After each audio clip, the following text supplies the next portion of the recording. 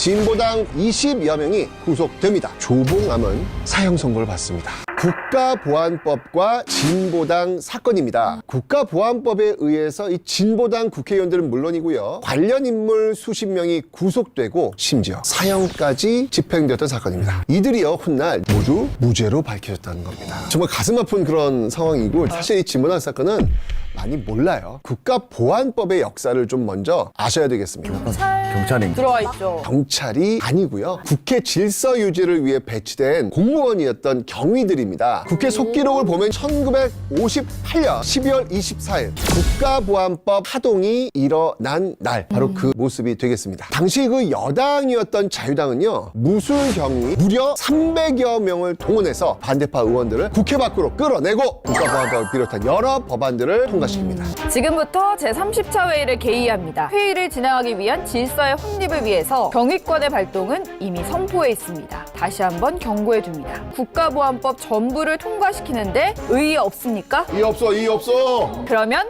통과시킵니다. 일단 뭐 반대하는 사람들 끌고 나갔으니까 이 없습니까? 이 없어. 반대파 의원들을 국회 밖으로 끌어내고 찬성파들끼리 법안을 후루룩 통과시킨 과정이네요. 사학과 21학번 국가보안법에 대해서 들어봤어? 전혀요? 국가보안법에 대해서 들어봤어?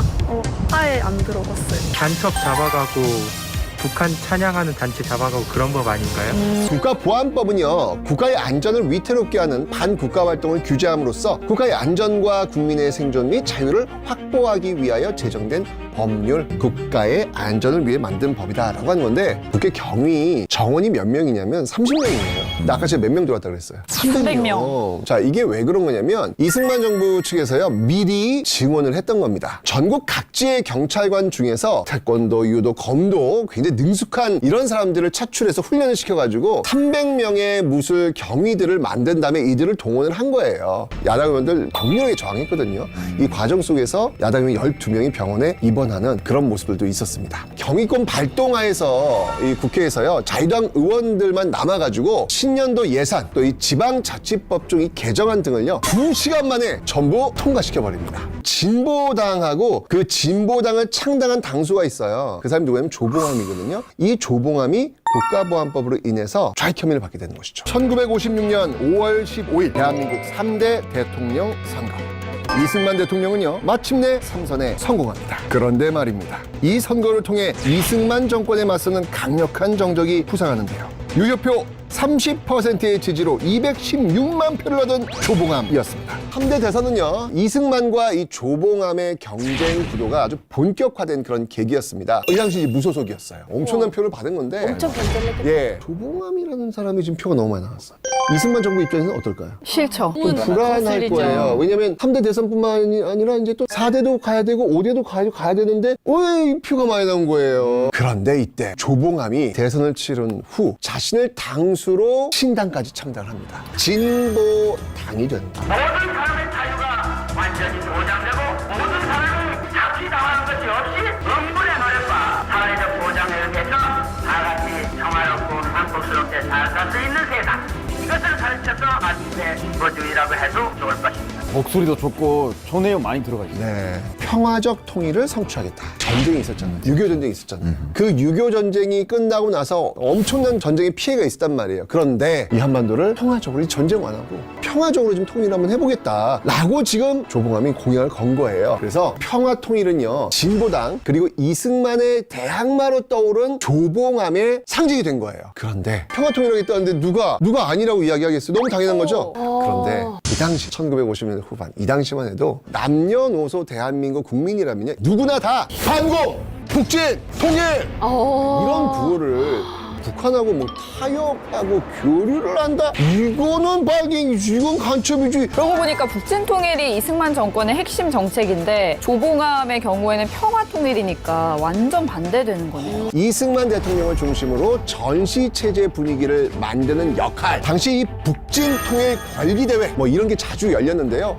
수만 명의 군중이 모인 자리에서 이거 쓰면서 정말 북진 통일을 하자 이런 어떤 분위기 속에서 조봉암이 이런 주장을 핍니다. 북진 통일로는 실제로 전혀 통일할 수 없습니다. 왜일까요? 이렇게 얘기합니다. 우리나라는 지금 총알 한 발, 트럭을 움직일 수 있는 휘발유 한 방울까지 미국에 의존하고 있는데 미국이 지금 북진 통일하자고 하지 않잖냐. 아무리 내가 북진 통일 외쳐도 실제로 실탄을 제공할 수 있는 미국이 가능하냐. 조봉암이 지금 그 얘기를 하고 있어요. 그 당시 한국은 미국에 상당히 많이 의존을 하고 있었기 때문에 딱 포점을 찌른 거네요. 될 수가 없다. 조봉암은 누구인가? 농업보습학교 졸업 후 YMCA 중학부에서 공부했고 3.1운동에 참가했다가 일본으로 건너가 주호 대학을 다니다 중퇴했는데요. 8.15 해방까지 쭉 좌익의 길을 걸었습니다. 1925년 일제강점기예요. 조선 공산당 결성에 참여했던 그런 인물이에요. 일제강점기에는 사회주의 활동을 했구나 라는 걸 볼 수 있잖아요. 그런데 광복되고 나서 46년도에 나 이제 사회주의자 아니야, 공산주의자 안 할 거야 라고 해서 전향을 발표하는 그런 어떤 모습들이 지금 나오고 있다. 게다가 이후에요, 친이승만 정부 행보를 보이게 됩니다. 놀랍게도요, 이승만 정부의 초대 농림부 장관까지 역임하게 되는 것이죠. 이 조봉암을 이승만 정부에서는 지금 무려 농림부 장관까지 엄청난 타격이다라고 볼 수 있겠죠. 광복되고 나서 제가 대한민국 정부에 두 개의 숙제가 있다. 첫째가 친광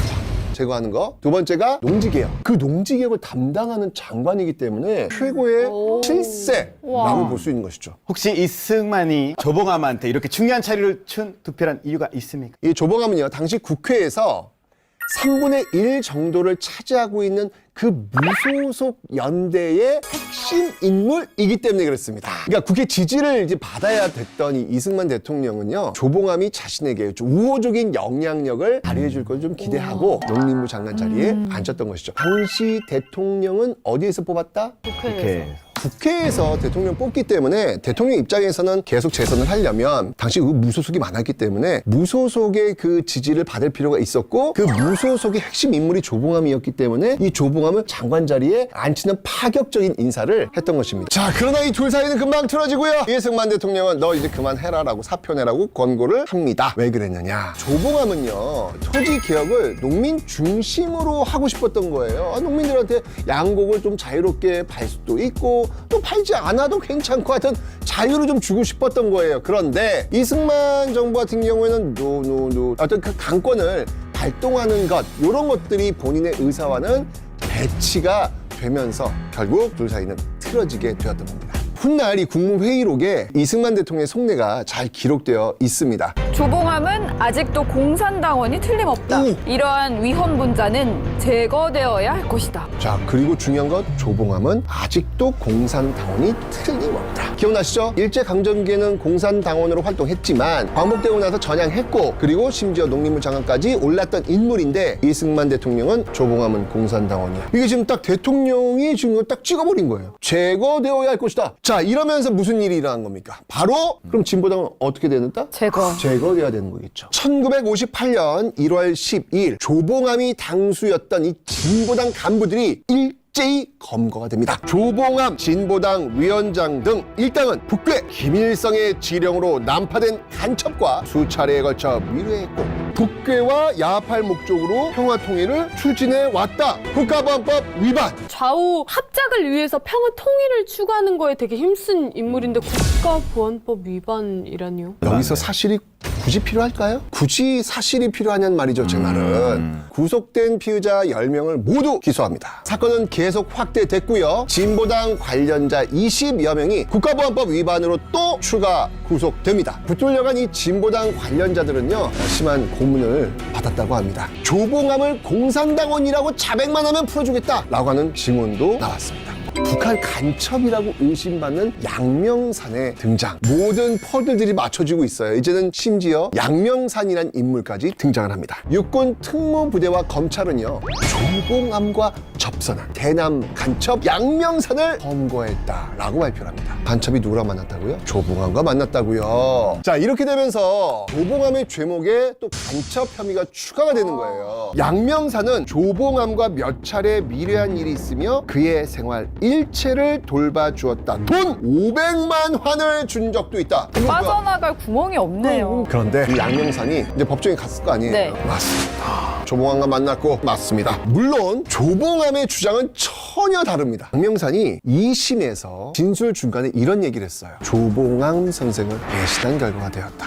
이런 이야기를 합니다. 이 양명산의 정체가 밝혀져요. 난파 간첩이 아니었습니다. HID라는 육군 첩보 부대 소속원이었다는 사실이 밝혀집니다. 우리 측 사람.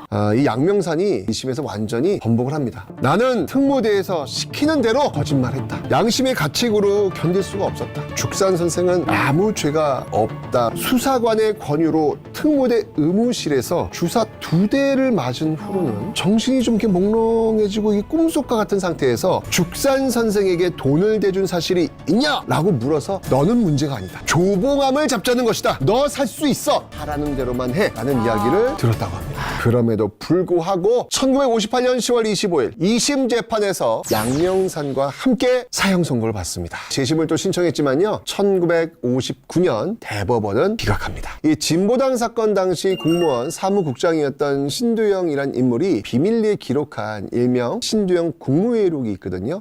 조봉암은 벌써 조치됐어야 할 인물이며 조사가 완료될 때까지 외부에 발표하지 말아야 할 것이다. 진보당 사건으로 진보당 의원들이 대거 검거된 이후에 조봉암이 국가보안법 위반 혐의로 체포된 날 1월 14일 체포된 날 이날 국무회의 기록이에요. 네. 진짜 섬뜩하네요. 이미 제거됐어야 될 인물이라고 지금 보는 거예요. 정해져 그죠? 있네요. 정해져 있는 거예요. 이미 정해져 있는 수순을 재판부에 따라간 거죠. 당시의 상황은 어땠을지 증언을 한번 들어보도록 하겠습니다. 항상 저희 아버님이 수행하고 그랬는데 묘하게 57년도 가을서부터는 혼자서 먼 산 보고 그때부터 진보당에 대한 체포 이런 얘기가 돌았던 것 같아요. 그래서 선생님한테 피신하세요. 선생님 말이 내가 죄진 게 없는데 내가 어디를 피신하노? 이런 게 내가 기억이 좀 나요. 58년도에 체포되셨는데 사형 선고를 받은 이후에 조카가 면회를 옵니다. 조카한테 이렇게 이야기를 했대요. 모두들 실망하지 말라고 전해다오. 한갑이 다 된 사람이 징역을 살고 나면 무슨 희망이 있겠는가. 사형을 당하지 않더라도 여생이 얼마 남지 않았다. 저들이 나를 처단하겠다면 감수할 수밖에 없다. 정치가는 그만한 각오는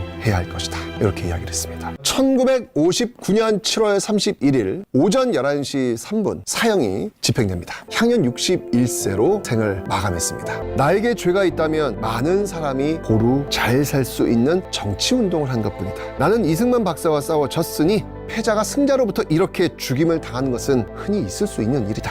이 나라의 민주 발전에 도움이 되길 바랄 뿐이다. 조봉암의 사형 집행은요, 시간이 좀 지나서야 보도됐고요. 서울 형무소 앞에는 정말 수백 명의 시민들이 운집을 했다고 합니다. 인근 도로까지 인파가 몰려가지고 교통이 마비될 정도가 되니까 경찰이 출동해가지고 강제 해산을 시키는 그런 소동이 벌어지기도 했죠. 선생님 시신을 이제 아버님이 인수를 했어요. 지금도 내가 아버님 음성이 기억이 나요. 내가 거의 1번으로 봤는데 모기가 빨갛고 자국이 선명한데 선친께서 모세야 분명히 기억해라. 분명히 봐둬라. 언젠가는 이 얘기를 네가 할 날이 있을 거다. 근데 오늘 내가 지금 이 얘기를 하고 있네요. 저희 선친이 죽산 시신을 인수해 올 때 형무소 소장하고 다투다가 그 선생님 시신을 부둥켜 안고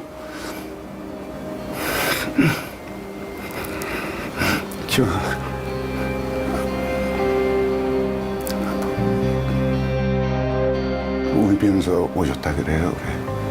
그 한이 당하지 않으면 모르고 각서가 3개인데 하루 만에 매장해라. 조문 받지 마라. 비석을 세우지 마라. 그래서 현재 망우리 산소 비석이 100비예요. 아무것도 지금 쓰여져 있지 않습니다.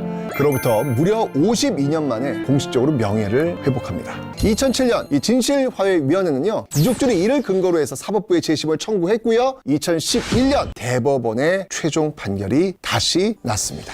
원심 판결은 증거에 의하지 아니하고 증거 재판주의를 위배하고 이 사건 재심에서 피고인에 대한 공소사실 대부분이 무죄로 밝혀졌으므로 뒤늦게나마 그 잘못을 바로잡는다. 법정이 사람이 마치 없는 양 조용했어요. 이 과정 속에서는 국회는 뭘 했나? 당시 조봉암이 사형 선고를 받았을 때 국회에서도 저항이 있었습니다. 특히 이 이승만의 최측근이라고 불렸던 장택상과 윤치영 의원이 이 조봉암의 구명운동을 벌여요. 우리 역사에서요, 정말 이 같은 억울한 죽음이 얼마나 많았을지, 또 여전히 밝혀지지 않은 사건들이 있지는 않을지, 그리고 앞으로는 또 이러한 일이 벌어지지 않을지. 오늘 나는 왜 역사를 제대로 알아야 되는지 그 중요성을 알게 됐다라고 얘기하고 싶어요. 진보당 사건을 이야기하면서 국가 권력에 의한 살인, 사법 살인이라고 저는 생각을 해요.